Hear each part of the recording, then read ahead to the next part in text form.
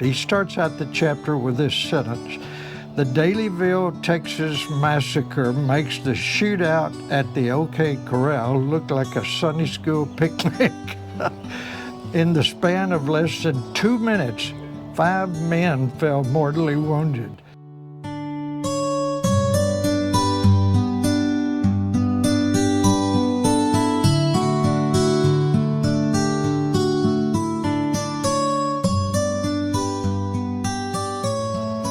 Hi, we're with the Wild West History Association here doing another Bugs on the Windshield video about Carnage County. And as my friend David Carruthers here, how you doing, David? I'm doing very well, thank you, sir. Pointed out, he's a local Carnage County historian. He's going to tell us some interesting stories about Carnage County. And for some strange reason, there's no official Carnage County history book. I don't know of any other Texas county that's true of, but there are a few books which we'll get into later. But David here is law enforcement here in Carnage County with the Sheriff's Department, and he has acquired the old hotel. What was the name of it, David? Originally it was called the Carnes Hotel. And it was built when? 1894. It's one of the oldest structures in town. Now tell us about, wasn't this originally the front door with the entrance of the hotel here? It was. When I bought the house in the early 1990s, I always wondered, why is there a sidewalk going up to a brick wall? And I found photographs that showed that's the front door back then. So.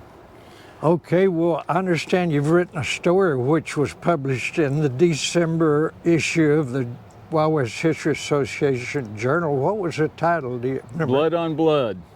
Blood on Blood. So if you can, get that in the journal and read that. This is not the current entrance. You're restoring it. And would you take us to the new entrance? I will take you to the new entrance. Follow me, please. All right. Originally, this was a side entrance, probably like to bring supplies in. And but it is now our main entrance to the house. So, and originally it was a 2-story structure. Oh, the hotel yes. had a second story, and it was owned by Bennett and Kitty Hubbard, and they had a 17-year-old daughter and a younger son, and they lived in the hotel here. And it was a frame structure, I understand. It was a frame structure, yes.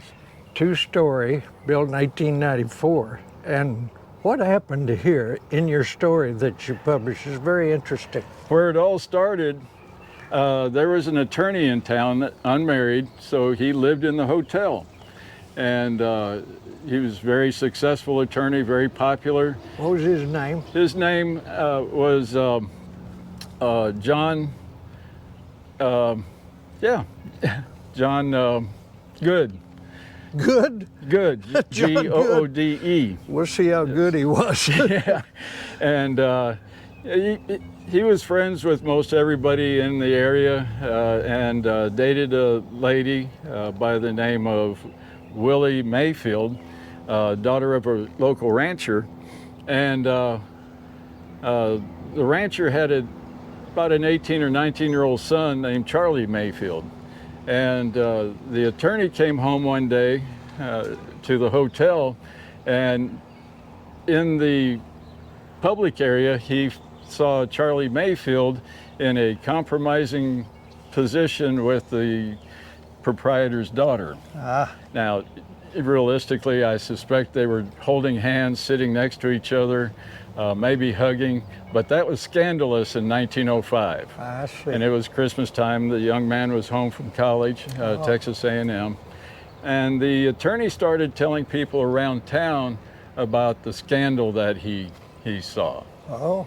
The rancher didn't take too kindly to that and told the attorney, if you don't quit talking about my son, I'm going to kill you. And he was serious. So I can take you up onto some other sites and show you around a little bit. where some things happened. Okay, so what happened here at this old hotel originally? Originally, it was Just where that guy lived? the attorney lived here, the proprietors lived here, and he saw the rancher's son in that compromising position with the proprietor's daughter. At this location? At this location. Now, what was his name? We left one guy's name out there. The son? Or the Charlie Mayfield. Charlie Mayfield. And then his daddy. Attorney. Oh, the attorney was John Good. Okay, got that straight. Sorry. Okay, so the original event that kind of sparked the enmity was here, and then what's the next place we're going to? We will go up to where the post office was, and it's an interesting location. And what happened at the post office? The rancher was in the post office, and John Good came into the post office, and that's where they had a face-off. All right, so we'll go up there and tell you the rest of the story.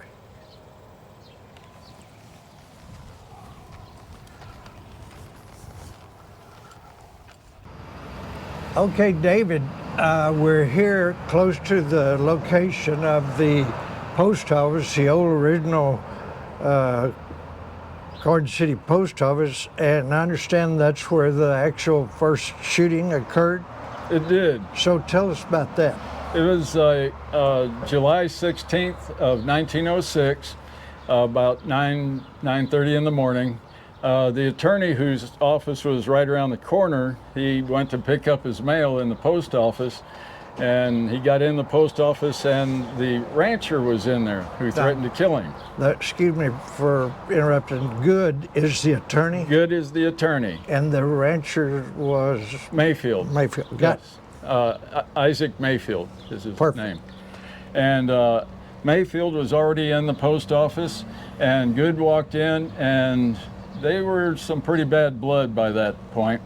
And the rancher went for his 6-shooter, probably a .45, in his pocket. And the attorney had purchased a Luger. Luger. And I didn't know that they were first produced in 1902, so he was pretty technologically astute. Automatic. Automatic, yeah, and it was in his pocket, and he put his hand in his pocket and fired 6 shots before the rancher could even pull his gun out. And the postmaster who was in there, he was friends with both of them. Well, he pushed the attorney out, who promptly went over to the courthouse about 2 blocks away in the jail over there and turned himself in. So it killed the guy. Killed him, Because he yes. shot him 5 or 6 times. Yes. And then what happened after that? Well, the trial for the murder was in Lockhart, and the attorney was found not guilty because it was a mutual shootout, or should have been. It was self-defense, and so he was found not guilty and stayed in town and did his work. Now, what's interesting is what happened to the characters, like the girl, for example, Willie. You said you traced that out. What happened to her eventually? Willie and the attorney dated, but then after the attorney killed her daddy, I really suspect they quit dating. And she ended up marrying a gentleman by the last name of Ruckman, and they lived in town here. So. Now, didn't you say that everybody thought she was going to marry her boyfriend, who was the Mayfield boy, but that didn't happen? Now, that was the proprietor's daughter, who was in the compromising position with the Mayfield boy. But that comes up later on. Okay. So When are you going to tell us that story? here in a few minutes. Okay. Where are we going next? We can go back to where the hotel was, and about a block away was the old railroad depot where the next major incident happened. Okay. Boy, that sure is a pretty courthouse, Carnes County. It We'll try to is. get a picture of your courthouse. Okay. Really looks pretty. Okay, David.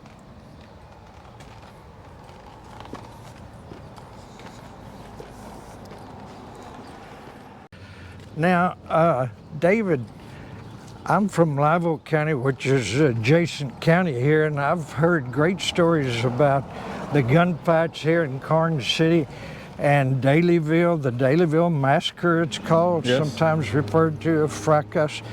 And I've read David Mirren is his name? Heron, about the Dalyville Massacre. Can you tell us about that a little bit, because we want to probably make another video about the historic town of Helena, which is about 6 miles over here, Yes. and the Dalyville Massacre. So would you tell that story briefly? Sure. It was a hell of a gunfight. In fact, David in his book says the gunfight at Dalyville made gunfight at the OK Corral Oh, look yes. like chicken feed, because Yes. 5 people got killed, including 2 law officers. So will you tell that story? Okay, I'll start with Helena and why it was there, and then move into the other. But Helena originally was called Alameda, and it was on the ox cart road that went from the Texas coast up through San Antonio and then points beyond. Indianola? Indianola, yes. And they were unable to cross the San Antonio River, so they paralleled it all the way to San Antonio. And in 1854, Thomas Ruckman and a partner started to settle the town that became Helena, and they petitioned the Texas legislature, and Carnes County was created in 1854. Helena was the county seat. There was a lot of violence in Helena. The Helena duel, where they would strap combatants' arms together and have a little short knife where one thrust would not kill them, and it would be death by 1,000 cuts, so to speak. Wow. So That sounds like a Mexican or Spanish tradition. You said that knives only had 3-inch blades. about a 3-inch so blade. They just, What stab would not kill them. They would bleed to death, basically. and they tied their hands Yeah. together with leather thongs. Yes. Man, that's awful. Pretty There brutal, isn't it? should be some name for that. I don't know what it is. Well, it's called the Helena Duel. I think, yeah, that's a good name for it, the Helena Duel. Jim Bowie got into a thing like that one time. Probably so. But so back to Dalyville, Yes. tell us what happened. Well, Dalyville was about 2 years after the main event in Helena. Okay. Let me get through Helena and then we'll move to Dalyville, because in day after Christmas in 1884, another rancher's son, the rancher's name was Colonel William Butler, owned land all over Carnes County. His son was a little wild. Emmett Butler, yes. And he and a friend by the name of McDonald, day after Christmas, rode into Helena, went to a local saloon, and were causing some trouble. The sheriff was called, came in, took one of the rifles away from him, and Emmett didn't take to that too kindly and pulled out a 6-shooter and shot the sheriff in the chest. That was Leary. Leary, If I remember, yes. Sheriff Leary. You are correct. And everybody, or the friend told Emmett, you better get out of here, you just killed the sheriff. And he jumped on his horse to make a getaway, but all the townspeople came out like a turkey shoot out in the street and were shooting at him and killed him. And a couple days later, Emmett's daddy came into town with some of his cowhands, Colonel Butler. and said, I want to know who killed my son. Well, nobody fessed up because nobody really knew. It was the whole town. And he said, all right, if you won't tell me, I'll kill the town that killed my son. And the railroad was coming through at that time, the San Antonio Aransas Pass Railroad, and the colonel gave them, free of charge, land for right-of-way 6 miles to the west of Helena. And that's why Carnage City began to exist, and Helena faded away. So he actually succeeded in killing the town. He did, yes. Wow. Yeah. What a story. And then 2 years later, Colonel Butler was an interesting person. 2 years later, there was an election for liquor in Dalyville, which is kind of east of Kennedy, south of Carnage City. Right, just 6 miles from here. Yes. And during the election, there weren't supposed to be any guns, but there ended up being a shootout between the law and Colonel Butler's people, and the sheriff and 2 or 3 deputies were killed. I remember reading that in,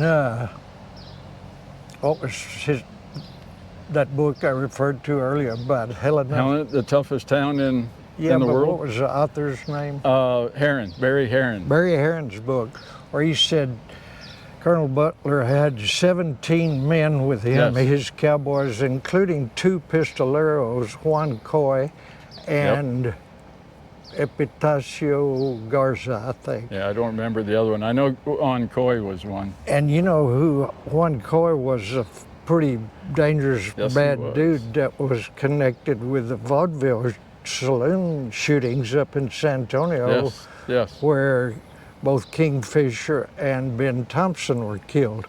And there's a little book on Coy's memories and things. Boy, if you could have ever interviewed a guy, what a guy. Oh, yes. So That would have been we'll do that fascinating. another time maybe, but Okay. is there anything else about Dalyville? That's about all I know. I know where some of the original buildings are, and I have not been out there in many years, but I'd like to go out and look at them. Yeah. Okay, now we're back to the site where the hotel was, the Carnes Hotel, which became the Farah Far. Yes. Hotel. And you own that. And would you tell us the rest of the story about the girl and the guy Sure. and all that? In 1906, it was February 3rd, if I remember correctly, 1906, the attorney Good, John Good, had to go to Runge to do some business. And back then, you either went by horse or railroad, and he was going to go by railroad. And the depot was about a block south of the hotel. He lived in the hotel, so it's just a short walk. And as he's walking to the railroad depot, Mayfield's sons, Charlie and his brother Gideon, came around the corner or the end of the depot on a horse and buggy, saw Good walking down the street. They stopped, tied up the horse, got rifles out and started shooting at him. Good dropped to the ground to try to make a smaller target, but he was struck by at least one bullet, entered in the hip and went up through his body. Did not kill him instantly. Good's brother, Edward Good, he and one of Edward's daughters and the gentleman who was the postmaster, they bundled John Good up and put him on the next train to San Antonio and took him up there, and he died up there that evening. Wow. So, and then Charlie and Gid were put on trial for murder up in San Antonio, and it's an interesting trial. One of the last witnesses was the young lady who was in the compromising position with Charlie. Now, what was her name again? Willie? No, that's Willie was the rancher's Oh, that's daughter. right. Yes. This Her name was Maddie Maddie Hubbard. Hubbard. Okay. And she testified that she and Charlie had been sweethearts for a long time. oh, that's the And story. Yeah. if everything went well with the trial, as soon as the trial was over, they were going to get married. And Charlie was found not guilty, and for a variety of reasons. Young man, you know, he didn't have, Good did not have a family. He was not married, didn't have children. Didn't want to ruin Charlie's future. He was fixing to start a family. Going to marry this Going to sweet marry little this pretty girl. Yeah. So you think that's the end of the story, but it's not. I'm curious and want to know what happened to him. I love it. So I found out that a couple days after the trial was over, Hubbard and Kitty, Bennett and Kitty Hubbard leased the hotel to somebody else, and a couple of days later they moved to San Antonio. Vamoosed, as we say now. with the daughter and their son in tow. They lived up by Fort Sam Houston, up in that area. And within a year, Maddie was married to somebody else and moved off to parts unknown. Wow. So that didn't work out. And Charlie didn't get married until 1943. He was in World War I, went to work for the railroad, and then finally married in 1943 and never had any children. Wow. And he and his wife were both buried here in Carnage City. And then in 1937, the brother who was with him, Gideon, he came to town to see his sister Willie, who married a gentleman by the name of Ruckman. They lived in town, so he came to town to see him. And by 11 o'clock one night, he committed suicide. So. Now, didn't you have a personal relationship with the son? Yes. That turned out to be a surprise. How did Yes. it go again? I was city manager here in Carnage City for about 10 years, and I had a friend by the name of Charlie Ruckman. And Charlie was a great guy. He's an elderly gentleman. And he was telling me one day that, you know, there was a murder downtown. And I was like, okay, you know, that's 100 years ago. Not my problem. And my wife and I got married and moved away, and then we came back, and I stumbled across this story, but Charlie had passed away. And the frustrating thing is Charlie's mother was Willie, who dated the attorney. Oh, So my I know there goodness. have been some great stories there. You know, that's just another illustration of how we should talk to these old people Yes. when we have a Yes. chance. And like that woman could really have told us some good history Yes, it could about have. Carnage County. Yes. Boy, that's a great, poignant story. Just think of how many of those stories are about the Old West that we don't know yeah. because nobody took the time to do what we're doing here today. One of the things I found really frustrating is I went to the library to do some research, and they have a stack of photographs. I mean, but there's nothing written on them of who are these people and what was going on. Oh. They knew who they were, they knew what was going on, but I don't. You know, and we're kind of the same way. I know who we are, I know what's going on, but 100 years from now, somebody's going to be going, who is that person? My mother taught me to always write on the back Yes. who it is. Yes. So good advice for new historians, identify the Definitely. people in the photograph. Yes.